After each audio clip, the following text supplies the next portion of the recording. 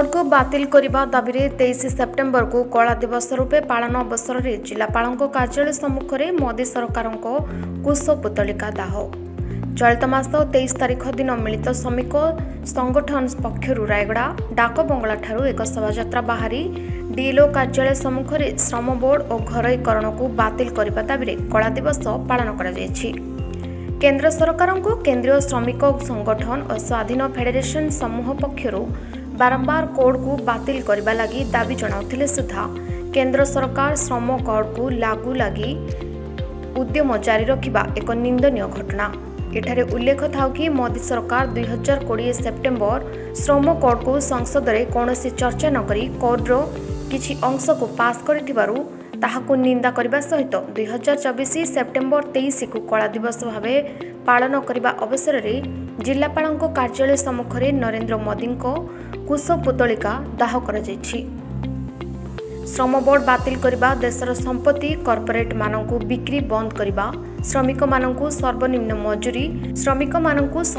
मजूरी 34,000 टंका करने श्रमिक छटई बंद करने स्कीम वर्कर्स मानकु श्रमिक मान्यता जगाई देबा दाबी ने श्रमिक नेता त्रिपति ग्रमांग मूर्ति मिणियाका आछना मांडांगी भवानी शंकर जेना और बलराम कौशल्या वाई श्यामा मूर्ति अनन्य उपस्थित थिले। गुणपुर जगत परिछांग रिपोर्ट आगामी टीवी। आज मिलित श्रमिक संगठन तरफ देशव्यापी कला दिवस पालन अवसर में रायगड़ा डाक बंगला ठारू एक शोभायात्रा बाहरी डीएलओ ऑफिस कार्यालय सम्मुख में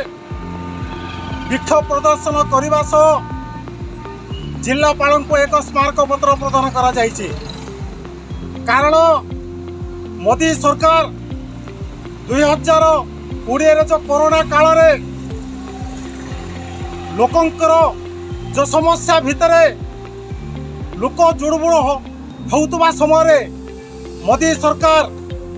श्रमिक मानक पाई गोटे विपद आनी देइचंती सेटा होची श्रम कोड। जो कोरोना काल रे श्रम कोड जो लागू करचंती ताकू आमे तीव्र विरोध करूचु एवं अन्य पक्षरे देशर जो संपत्ति को बिक्री करिया पारे जो मोदी सरकार कॉर्पोरेट हाथ को टेकी देवा पारे जो षड्यंत्र करिछि एवं चेष्टा करिछि ताको आमे तीव्र विरोध करूचु। ता संगे संगे घरोईकरण संपूर्ण भाव जो लागू करिया पारे जो चेष्टा करचंती ताको मते आमे तीव्र विरोध करूचु। स्कीम वर्कर्स जो मैंने अच्छा से 34,000 टंका दरमा एवं श्रमिक मान को स्थायी नियुक्ति देवा दाबी उपरे आज आम सारा देश में श्रमिक मान कला दिवस पालन कर मोदी सरकार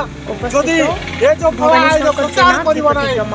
निश्चित भाव में आगामी दिन में बर्धमान आंदोलन हम से मोदी सरकार दायी रहे। वाई श्याम मूर्ति सुनील।